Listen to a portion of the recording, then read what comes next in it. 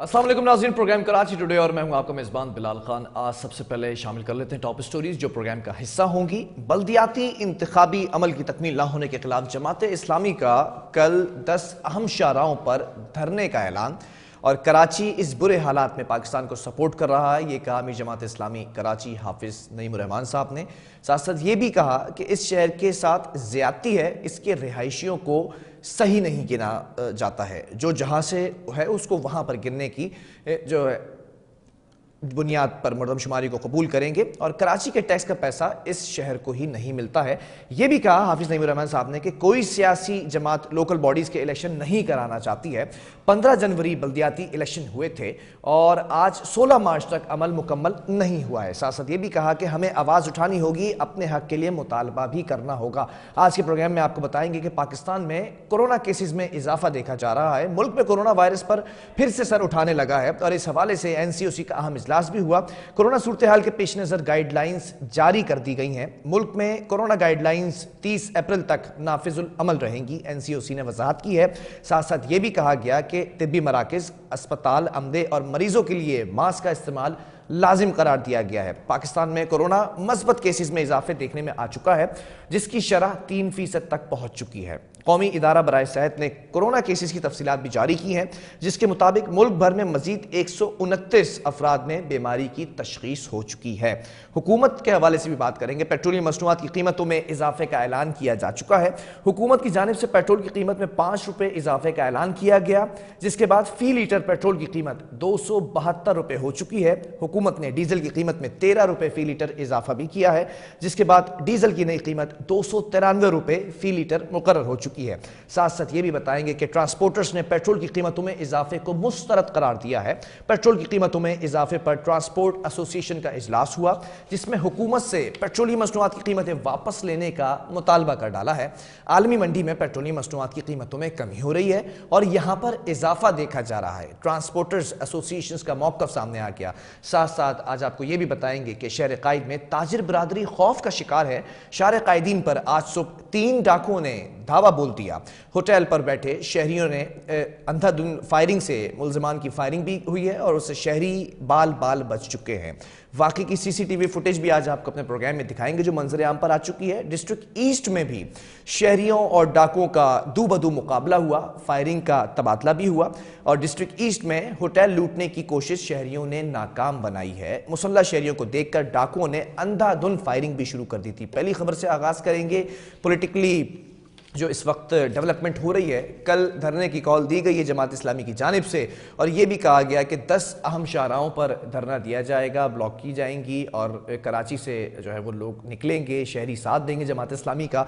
ये कहा गया कि मुलतवी शुदा जो 11 नशिस्तें हैं उन पर इंतखाबी स्केजुअल ताहाल ऐलान नहीं किया गया है, इस वजह से जो है वो धरना दिया जा रहा है। 15 जनवरी को बल्दियाती इलेक्शंस हुए थे और 16 मार्च तक ये अमल मुकम्मल नहीं हुआ। इसी पर बात कर लेते हैं। रहनुमा जमात इस्लामी नजीब अयूबी हमारे साथ ऑन कॉल मौजूद है। नजीब साहब, बहुत शुक्रिया ज्वाइन करने के लिए। जानना चाहूंगा कि कल के रोज क्या करने जा रहे हैं? सड़कें ब्लॉक करेंगे, क्या करेंगे? बिलाल, कल हमारी धरने की कॉल है 10 मुकामात पे शहर के। और बहरहाल जमात इस्लामी के धरने इस तरह नहीं होते हैं कि शाहराहें ब्लॉक की जाएं। पुरअमन धरने होते हैं और अपना एहतजाज जो हमारा जमहूरी हक है वो इस्तेमाल करेंगे। दरअसल बल्दियाती इंतखाबात 15 जनवरी को हुए और अब तकरीबन 2 महीने पूरे मुकम्मल हो चुके हैं। इसके अगले मरहले का इंतखाबात का ऐलान नहीं किया जा रहा। 11 नशिस्तों पे ना इंतखाबात का कोई शेड्यूल दिया गया है, ना ऐलान किया गया। इसी तरीके से जो जेर समाअत केसेज हैं इलेक्शन कमीशन में, उसमें भी गैर मामूली ताखीर हो रही है।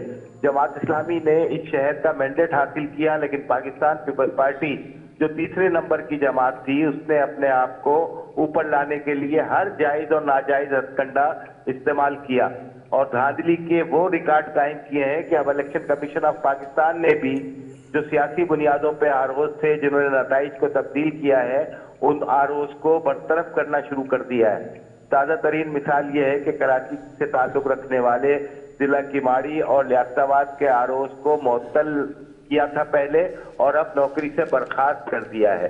तो इसी तरीके से जितनी भी केसेस वहां पर लगे हुए हैं, हमारे 20 केसेस हैं जिसके नताइज का फौरन ऐलान करना चाहिए, ताकि बल्दिया उज़्मा कराची जो पाकिस्तान का सबसे बड़ा शहर है, दुनिया का 5वां बड़ा शहर है, इसमें आवाम को हुकूक मिले और काम शुरू हो बल्दियात का।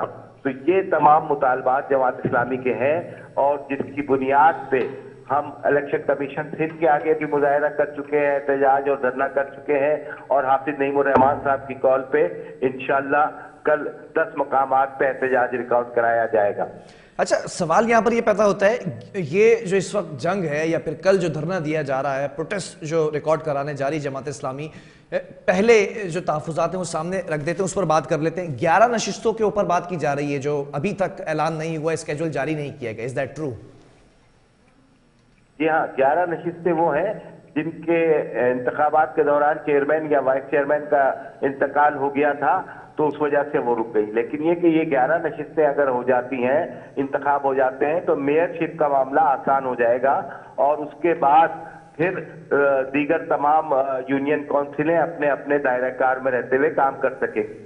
तो बल्दियात का ये जो अमल है इंतखाबात का, ये मुकम्मल होना चाहिए और उसूलन तो ये 1 महीने के अंदर तमाम चीजें हो जाती हैं। ठीक है, लेकिन जमात इस्लामी का मौकफ सुना जा रहा था, इलेक्शन कमीशन की जानिब से जो दरख्वास्त दी गई थी उस पर समाअत भी हुई, एक्शन भी लिया गया। किमाड़ी का आपको वाकई अच्छे से पता है, रिटर्निंग ऑफिसर का, फिर भी जमात इस्लामी इस वक्त एतमाद नहीं जो है वो दिखा रही है, या एतमाद नहीं करती है इलेक्शन कमीशन सिंध पर। यह भी कहा कि आलाकार बनी हुई पीपल्स पार्टी की, ऐसा क्यों?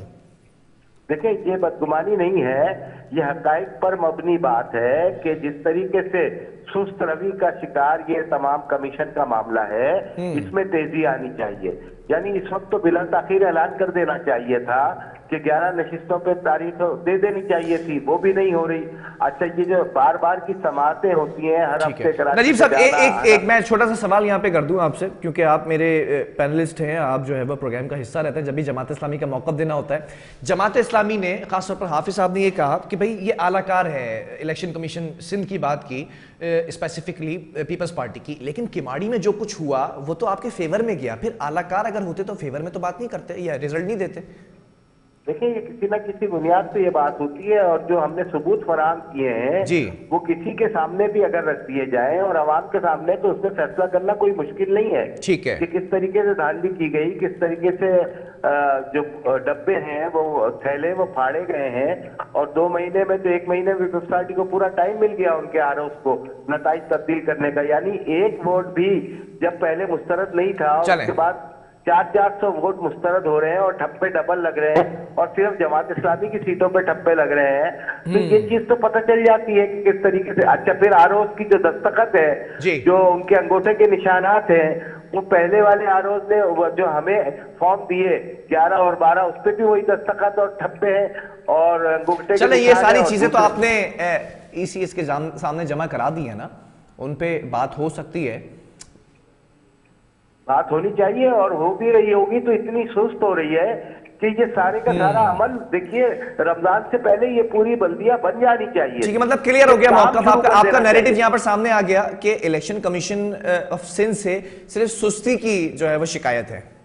जी हाँ, आप जनरल इलेक्शन सामने आ जाएंगे तो बल्दियात को कौन पूछता है। चले, तो बात यह है कि जानबूझ के ये जो डिले किया जा रहा है, ये नहीं होना चाहिए। इतना बड़ा शहर है, यानी पाकिस्तान का माशी हब है, उस माशी हब को आप उसके हक से महरूम क्यों कर रहे हैं? एक भरपूर मैंडेट जमात इस्लामी को मिला है, तो आप तस्लीम क्यों नहीं करते?